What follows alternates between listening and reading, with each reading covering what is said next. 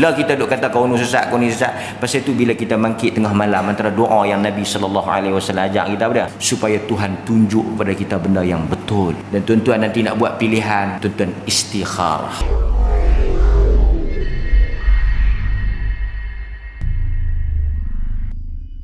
Di dalam Al-Quran Allah Azza wa Jal sebut dalam ayat yang sangat menakutkan kita, yang sangat membimbangkan kita, Allah sebut dalam surah Az-Zumar ayat 31. Maksudnya esok hari kiamat kita akan berdiri dan orang lain akan mai menuntut balas. Artinya akan berlaku apa?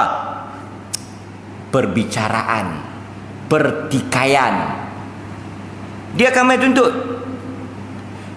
Dalam ayat surah Az-Zumar ayat 31 Allah kata apa? Thumma innakum yawmal qiyamah 'inda rabbikum takhtasimun. Pada hari itu sesungguhnya kamu semua di hadapan Tuhan kamu akan bertengkar. Ni Allah kata, kamu esok di hadapan aku yakhtasimun, bertengkar. Kita esok ni akan bertengkar. Kata Ibnu Abbas, esok kita akan sambung Ibnu Abbas di Masjid Batu Dua. Ibnu Abbas kata apa? Siapa dia yang pergi bertengkar depan Tuhan ni? Siapa dia?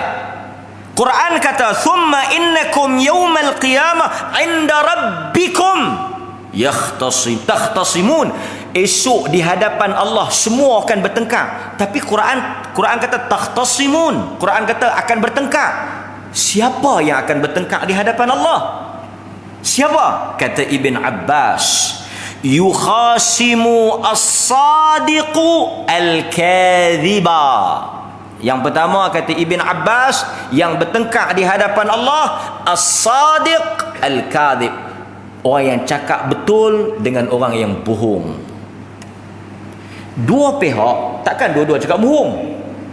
Betul tak? Berlaku tuntutan, berlaku pertikaian, mesti ada satu yang pihak betul, satu pihak.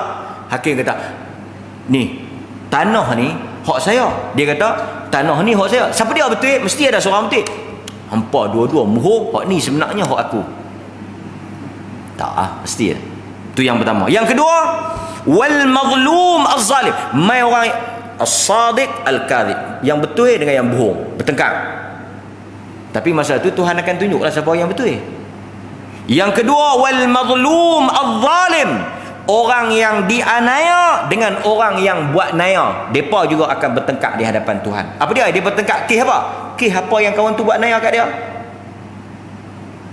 Dia laki saya, dia tak pernah bagi nafkah kat saya, hilang 3 tahun, saya mahkamah panggil dia tak mai, tu semua ada. Masa tu mahkamah panggil yang tak mai, tak ada. Semua az-zalim wal-mazlum. Saya anak dia, dia tak bela saya, dia tak bagi didikan nafkah saya, dia tinggal saya macam tu. Kawan ke apa, bos, pemimpin utamanya. Yang tuan-tuan dengar, saya pemimpin saya tak mau cakap sangat. Pasal tuan-tuan dengar khutbah tadi lengkap dah.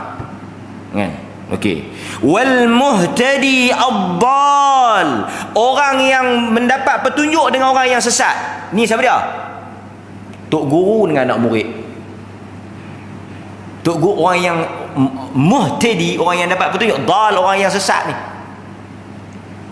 Maksudnya orang yang bagi orang sesat, dan orang yang orang dapat petunjuk, dia pun akan lawan. Lah kita duk kata kau ni sesat, kau ni sesat. Pasal tu bila kita bangkit tengah malam, antara doa yang Nabi SAW ajak kita apa dia? Supaya Tuhan tunjuk kepada kita benda yang betul. Dan tuan-tuan nanti nak buat pilihan, tuan-tuan istikharah. Apa-apa pilihan dalam hidup kita, istikharah. So Tuhan tunjuk apa yang baik. Pertama, tuan-tuan, bila nak buat pilihan, pertimbangan kita yang paling besar, kita tak tengok siapa bendera banyak ke, siapa, kita tak muka elok dak. Nombor satu pertimbangan kita, siapa yang paling baik untuk agama kita. Tuan-tuan ingat perkataan saya, pertimbangan yang paling besar yang kita akan buat nanti mesti menguntungkan agama kita.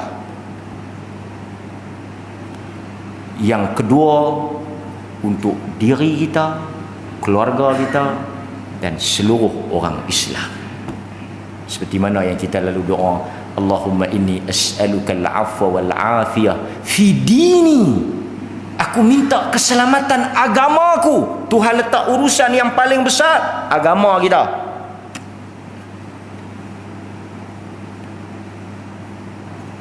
Itu yang pertama. Kemudian dia kata apa? Wad-dha'ifu al-mustakbir. Di antara orang yang lemah dengan orang yang sombong. Baik. Itu apa yang disebut oleh Ibn Abbas ketika dia menafsirkan. Kemudian dalam riwayat At-Tirmidzi, Zubair ibn al-Awwam, dia kata ketika turun ayat ni, ayat yang kata manusia akan bertengkar di hadapan Allah, kata Zubair ibn al-Awwam, dia tanya Nabi dalam riwayat Tirmidzi surah Az-Zumar ayat 31 ni, kata manusia akan bertengkar. Zubair ibn al-Awwam, Az-Zubair ibn al-Awwam, suami kepada Asma, 10 orang yang dijamin masuk syurga. Dia pergi tanya Nabi, dia kata apa? Dia kata, ya Rasulullah, adakah apa yang kita lakukan di dunia ini Tuhan akan ungkit di hadapan dia esok pada hari akhirat? Maksudnya, adakah Allah akan buka balik, ungkit balik, bongkar balik, sebut balik semua yang kita buat? Pasal kita akan bertengkar esok. Bila kita bertengkar ni mesti ada punca. Punca tu mesti kita dah buat dah. Betul tak tuan-tuan? Tuan-tuan tak akan bertengkar. Hampa berkelahi apa semalam lelaki bini? Tak ada pasal apa. Saja kami syok-syok. Kami tak ada apa pun kami berkelahi. Sebelum nak lena kami berkelahi dulu, betul kami lena. Tak ada sebab. Bohong. Semua mesti ada punca. So Zubair ibn al-Awwam tanya, adakah benda itu akan dibangkitkan? Sebab bila dibangkitkan dia berkelahi. Dan setiap orang yang nak berkelahi ni dia akan bawa buah dia. Ni hang mai Ustaz, aku ada benda nak bincang dia tak jadi bincang, dia jadi akan bertengkar. Zubair tanya Nabi, dia jadi macam tu Nabi kata, "Na'am, la yukarraranna 'alaikum hatta yu'adda ila kulli dhi haqqin haqq." Tuhan akan ungkit dan ulang balik ke semua perbuatan yang kita akan buat, sehingga setiap orang yang berhak dapat apa yang dia patut dapat, dia akan dapat. Artinya Tuhan tak akan berhenti ulang, sebut, bongkar. Kalau habis semua benda yang patut orang tu dapat, tebuih balas dendam selesai, Tuhan akan berhenti. Selagi tak selesai, la tukarraranna, Tuhan akan bongkar. Sebab itu dalam hadis kita akan baca, tentu ingat tak hadis yang kita dah bahas dah di sini. Nabi kata, sehinggalah binatang, kambing, biri-biri yang bertanduk, dia telah tanduk kawan dia. Kambing ni tak masuk syurga. Kambing ni bukan ada dosa pahala. Tuan-tuan jangan duk faham kata, depa pun esok no ada jenuh nak jawab. Tuan-tuan, kalau kambing hang nak berkenan dengan kambing perempuan betina tu, hang nikah elok. Tidak, hang mampu. Kambing dia tak ada dosa pahala. Dia tak ada, Ustaz, kambing ni berzina, kami tangkap dia. Pasal apa? Bini dia yang ni. Macam mana dia ni boleh jadi bini? Dia yang ni kami bagi menikah, yang ni tak tahu dia pergi gila mana tu. Kambing tak tahu. Tapi dalam pelik tu, yang tak ada dosa pahala, yang tak ada, kambing ni dia tak ada halal haram. Dia tak ada halal haram, tuan-tuan.